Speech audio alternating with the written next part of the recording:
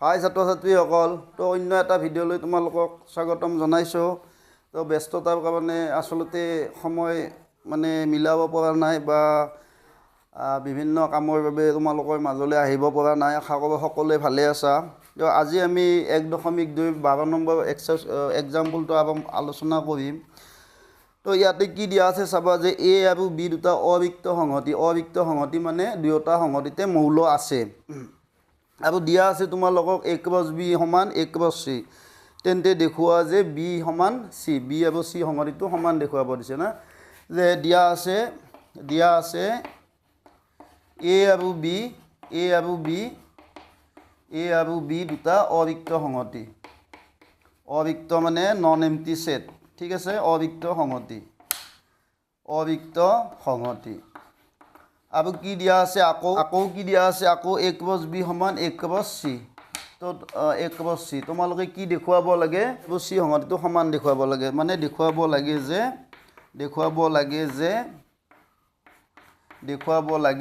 b = c তাৰ মানে b টো আৰু c টো সমান দেখুৱাব লাগে নিশ্চয় মানে প্ৰশ্নটো তোমালোকৰ কিতাপত আছেই তো তোমালোকে সদায় মনত ৰাখিবা যে দুটা সংহতি যেতিয়া সমান দেখুৱাব লাগে তেতিয়া অথবা b ইয়াতে c সমান দেখুৱাব দিছে তো আমি b to c উপসংহতি বুলি দেখুৱাব লাগে আৰু c to b উপসংহতি বুলি দেখুৱাব লাগে তেতিয়া b আৰু c টো সমান বুলি আমি ধৰি লওঁ ঠিক আছে আমি এতিয়া আমাৰ প্ৰথম উদ্দেশ্যটো কি যে আমি b to c উপসংহতি দেখুৱাম তাৰ পিছত c to b উপসংহতি দেখুৱাম তো এতিয়া চাবা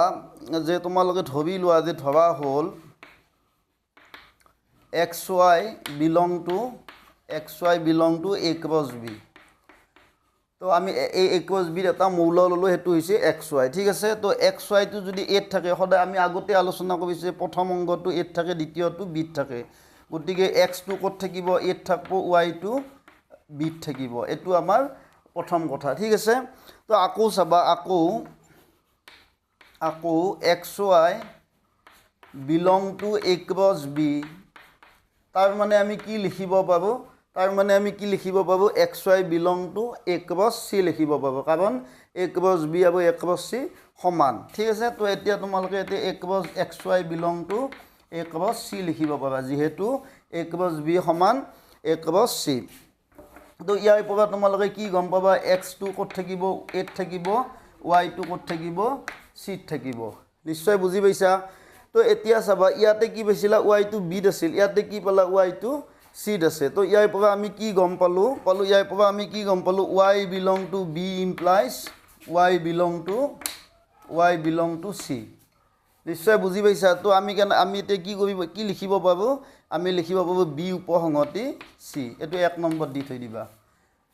ঠিক আছে তো এতিয়া চাবা আমি এবাৰ c উপসংহতি b দেখুৱাম তো c উপসংহতি b দেখুৱালে চাবা কেনেকৈ দেখুৱাম যে আকৌ তোমালোকে ধৰি লোৱা যে আকৌ ধৰা হ'ল এবাৰ মৌলটো হ'ল বেলেগ লম আমি ধৰা a b স্মল a লবা স্মল b লবা a b belong to তোমালোকে a + c লোৱা তো এতিয়া চাবা a b belong to a + c মানে কি a b belong to a + c implies a b belong to a + c implies a belong to a আৰু b belong to c তাৰ মানে a to a আছে b to c আছে নিশ্চয় বুজি পাইছা তো আকৌ a b belong to a + c মানে আমি কি লিখিব পাবো a b belong to a + b লিখিব পাবো a + b কাৰণ কিয় a + c আৰু a + b সমান ইয়াৰ পৰা আমি কি পাম a belong to a আৰু b belong to b পাম চাবা তোমালোকে কি পালা যে তোমালোকে b মৌলটো c পাইছিলা আৰু b মৌলটো ক'ত পালা b পালা আৰু ইয়াৰ পৰা আমি কি লিখিব পাবো যে b belong গতিকে এতেকে b belong to c implies b belong to b this implies c টো কাৰ উপসংহতি হ'ব b উপসংহতি হ'ব এটো 2 আৰু 1 আৰু 2 পৰা তোমালোকে কি লিখিব পাৰা 1 আৰু 2 পৰা আমাক লাগাখিনি আমি পাই গেলো যে আমি b to c উপসংহতি পালো উপসংহতি মানে যে যদি এটা সংহতিৰ মৌলবিলাক আন এটা সংহতিত থাকে তেতিয়া এই সংহতিটোক আনটো সংহতিৰ উপসংহতি বলে না তো b to c উপসংহতি c to b উপসংহতি ইয়াৰ পৰা আমি কি লিখিব পাবো b = c এইটোৱে হৈছে আমাৰ এনসাৰ নিশ্চয় বুজি পাইছা মই 13 নম্বৰ প্ৰশ্নটো চাবা কি দিয়া আছে যে এ মানে তোমালোকৰ এটা সংগতি দিয়া আছে এত 1 আৰু 2 আছে বিত 1 3 2 আছে আৰু চিত 4 2 1 আছে তো দিয়া আছে কি দিয়া আছে এ সংগতিটোত কি মৌল আছে 1 আছে 2 আছে না আৰু বি টোত আছে 1 3 আৰু 2 আছে আৰু সি টোত আছে 4 2 1 আছে না এইকেইটা আছে তো তোমালোকক দেখুৱাব দিছে কি দেখুৱাব দিছে a স্কয়াৰ সমান b স্কয়াৰ ইন্টাৰসেকশন c স্কয়াৰ মানে b স্কয়াৰ ছেদন c স্কয়াৰ তো এতিয়া তোমালোকে কি কৰিব লাগিব প্ৰথমতে a স্কয়াৰটো উলিয়াই লোৱা b স্কয়াৰটো উলিয়াই লোৱা c স্কয়াৰটো উলিয়াই লোৱা তো মতে মই a স্কয়াৰটো উলিয়াই লম চাবা a স্কয়াৰ মানে কি a স্কয়াৰ মানে হৈছে a ক্ৰছ a না তাৰ মানে a আছে কি আছে 1 2 আছে আৰু 1 2 আছে না তো ইয়াৰ পৰা তোমালোকে কি পাবা এক মই আগতে শিকাইছো কাৰ্টেজীয় গুণফল 1 1 তাৰ পিছত 1 2 তাৰ পিছত 2 1 তাৰ পিছত 2 2 না তো এনাকে তোমালোকে ল'ব পাৰা ঠিক আছে তো a স্কয়াৰটো আমি পালো এতিয়া তোমালোকে b স্কয়াৰটো উলিয়াই লোৱা তো b স্কয়াৰটো কি পাবা চাবা b স্কয়াৰটো কি পাবা b স্কয়াৰ মানে b ক্ৰছ b না তো b মানে হৈছে তোমাৰ কি মৌল আছে b 1 3 2 1 3 2 পূৰণ 1 3 2 না তো এটো কি হ'ব 1 1 1 1 1 3 1 2 না তাৰ পিছত 3 1 3 1 তাৰ পিছত 3 3 3 3 তাৰ পিছত 3 2 তাৰ পিছত কি পাবা 2 1 2 2 3 2 3 তাৰ পিছত 2 2 নিশ্চয় বুজি পাইছা তো এটো হৈছে আমাৰ b স্কয়াৰ না একেদৰে তোমালোকে কি উলিয়াই লোৱা c স্কয়াৰটো উলিয়াই লোৱা তো c স্কয়াৰ মানে কি হ'ব চাবা c স্কয়াৰ মানে c ক্ৰছ c তাৰ মানে কি হ'ব c মানে 4 2 1 ক্ৰছ 4 2 1 তো ইয়াৰ পৰা তোমালোকে কি পাবা 4 4 তাৰ পিছত 4 2 4 1 তাৰ পিছত তোমালোকে কি পাবা 2 4 2 4 2 2 2 2 2 1 তাৰ পিছত 1 4 1 4 1 2 আৰু 1 1 এইকেইটা হৈছে আমাৰ c স্কয়াৰ না তো এতিয়া আমাক কি উলিয়াব লাগে b স্কয়াৰ আমি এতিয়া কি চাম b স্কয়াৰ আৰু c স্কয়াৰ বাবে আমি ছেদন লম তো ছেদন মানে নিশ্চয় বুজি পোৱা ইয়াতো থাকিব লাগিব মৌল ইয়াৰো মৌল হ'ব লাগিব ইয়াৰো মৌল হ'ব লাগিব তো ইয়াৰ চাবাছো মই এনে কি আহিব চাকম যে চাবা 1 1 ইয়াত আছে না আছে তো 1 1 টো আহিব তাৰ পিছত 1 3 ইয়াতে আছে না নাই গতিকে 1 3 নাহে 1 2 চাই ল 1 2 আছে তো 1 2 আহিব তাৰ পিছত 3 1 ইয়াত নাই গতিকে 3 1 নাহে 3 3 ইয়াত নাই গতিকে নাহে 3 2 নাই গতিকে নাহে 2 1 2 ইয়াতে আছে গতিকে 2 1 2 আহিব মানে ছেদন মানে দুয়োটাৰে সাধাৰণ মৌল নিশ্চয় বুজি পাইছা 2 3 চাও 2 3 আছে না নাই 2 2 আছে গতিকে 2 2 আহিব তাৰ মানে আমাৰ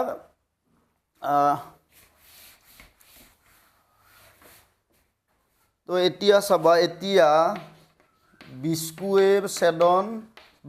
ছেদন c স্কয়াৰ মানে আমি কি মৌল থাকিব b স্কয়াৰ ছেদন c স্কয়াৰত 1 1 থাকিব তাৰ পিছত 1 2 থাকিব আৰু 2 1 থাকিব 2 2 থাকিব 2 2 এইকেইটা b স্কয়াৰ ছেদন c স্কয়াৰত থাকিব এটো 1 নম্বৰ দি থৈ দিয়া বুজি পাইছো আকৌ চাবা আকৌ a স্কয়াৰ মানে তোমালোকে কি পাইছিলা আকৌ a স্কয়াৰ মানে কি পাইছিলা a স্কয়াৰ মানে কি পাইছিলা a স্কয়াৰ মানে পাইছিলা 1 1 1 2 2 1 2 1 আৰু 2 2 এইকেইটা পাইছিলা a স্কয়াৰ পাইছিলা এটো 2 নম্বৰ দিয়া তো এতিয়া চাওঁ ইয়াতো 4টা মৌল আছে ইয়াতো 4টা মৌল আছে ইয়াতো 1 1 আছে 1 2 আছে 2 1 আছে 2 2 আছে তো সমান মৌল আৰু একে মৌল থাকিলে সমান সংখ্যক মৌল আৰু একে মৌল থাকিলে সেই দুটাক আমি সমান বুলি কওঁ তো 1 আৰু 2 পৰা আমি কি পাম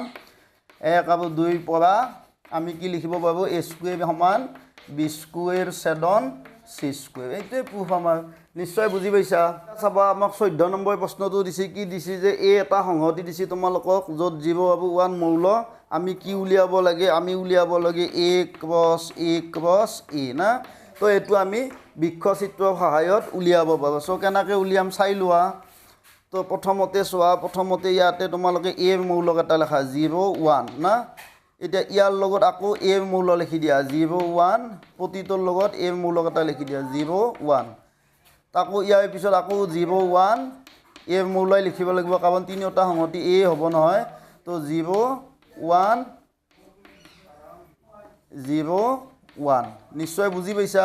তো আমি এতিয়া আমাৰ মৌলক এটা কি কি হ'ব চাই লোৱা প্ৰথম মৌলটো হ'ব